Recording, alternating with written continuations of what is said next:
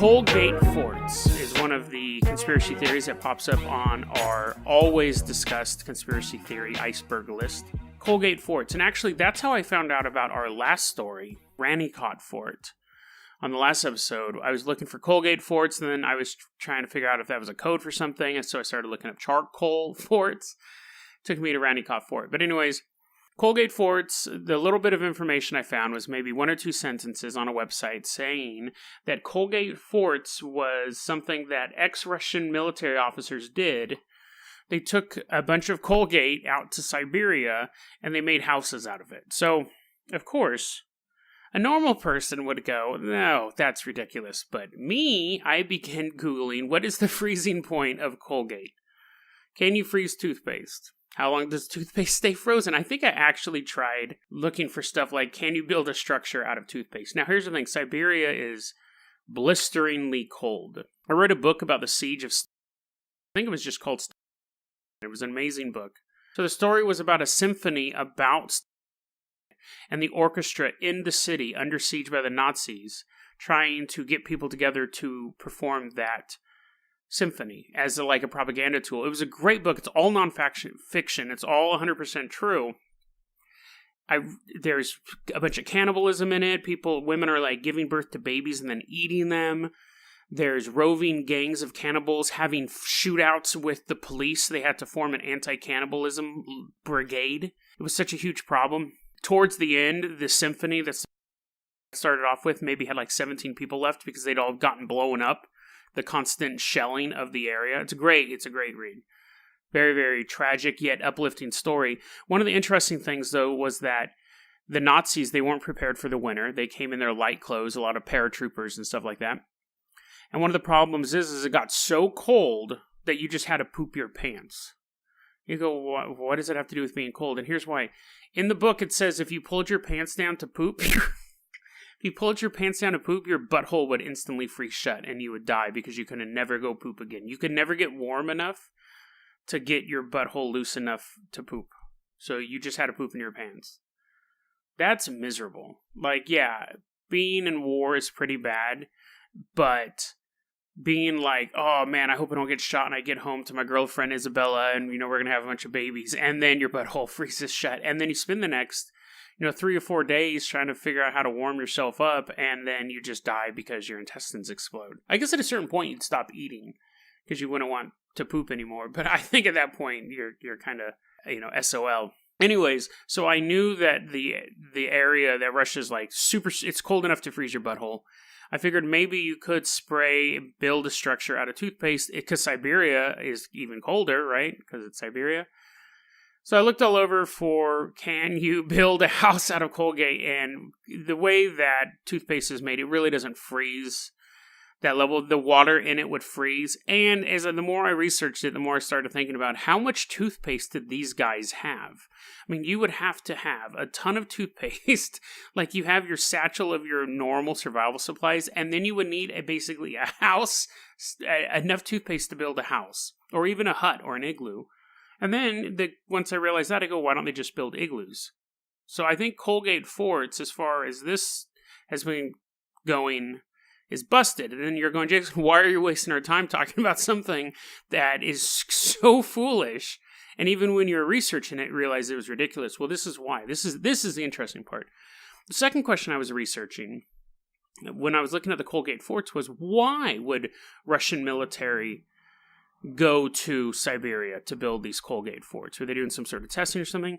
What happened is during the Russian Revolution, Russia had a ton of gold. Literal tons and tons of gold. And the anti-Bolsheviks were like, there's no way we're letting the communists get a hold of all this gold. So a bunch of ex-military officers did run away to Siberia, like came from the original Colgate story. But they didn't take Colgate with them. They took the wealth of an entire nation Leningrad to Siberia. That happened back like in 1918. Leningrad. They've never been able to find it. They looked all over for it. There's always these rumors, and cryptographers were looking because they had like a coded sheet of coordinates, but no one could find it. It was basically the Russian equivalent of the Lost Dutchman's mind, or the City of Gold. It had become a legend. What happened to this gold? Would anyone ever find it? Last year, they found it. So, fellow Dead Rabbit Radio listeners, if you were in Russia and you wanted to hide something where you hoped no one would ever find it, out of the entire continent of Eurasia, you have everything from Moscow. Well, you don't want it in Moscow because the commies are there, but you go all the way east, deep into Siberia. Where would you put something if you wanted to make sure that no one would find it and it would be protected?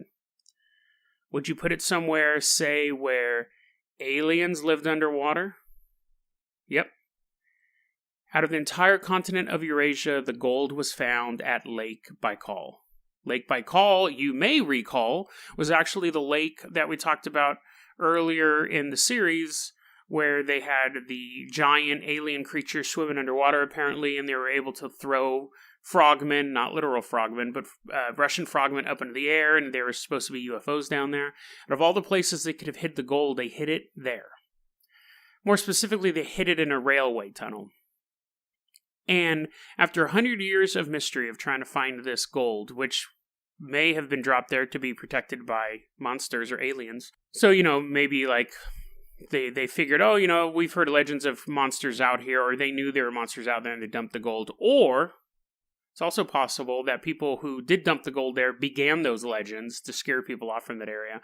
But anyways, after 100 years of trying to figure out this location of this gold, it was a mathematics genius who found a Russian mathematics genius who the media is not releasing his name because he's wanted by the FBI for the hacking of Hillary Clinton's email. It's not Guccifer 2.0, but it's somebody that the FBI believes hacked Hillary Clinton's email. Not like that would have been super hard. It was, just an unsecured server. But that aside, he's the guy who's under suspicion for hacking Hillary Clinton's server. It took him an hour once he got the cryptogram. Once he got this note of this coded cryptogram of where this gold was that people have been looking at for their entire lives for over a century, he looked at it for an hour and said, oh, here it is. And they went there, and it was theirs in a railway tunnel under Lake Baikal, and now billions and billions of gold, billions of US dollars in gold, not billions of gold, but billions of dollars in gold is headed back to Russia. They're moving it back. So he found it, and he'll probably get some sort of medal on his chest, but they won't reveal who it is because, the FBI is looking for him. But interesting story. All came out of a stupid idea that somehow you could build a fort. I'm not denying that you could build a house out of Colgate. That's maybe possible if it's cold enough, and it probably is cold enough over there. My question is, you just build an igloo, dude. Like, how much Colgate would you need? What would be the advantage? Wouldn't that stand out more? You're looking in the woods for a bunch of Russian soldiers, and you see, like, a white mound of, like, igloo, and then another white mound of igloo, and then you see, like, a red, white, and blue minty fresh igloo off in the distance. Where are you going to check first? Where are you going to look? I know they didn't have the... even if they didn't have, like, the red and blue coloring back then on the Colgate, you could still smell the minty freshness from across the tundra. A moose would be, like, licking on it and stuff. Just use ice. That was a clip from our daily podcast, Dead Rabbit Radio. Dead Rabbit Radio is available anywhere that you listen to podcasts. It's daily paranormal, conspiracy, and true crime news. If you want to hear the full episode that this clip came from, check the link below. Please like and subscribe. And hit that little bell, too. That does some magical stuff. Thanks, guys.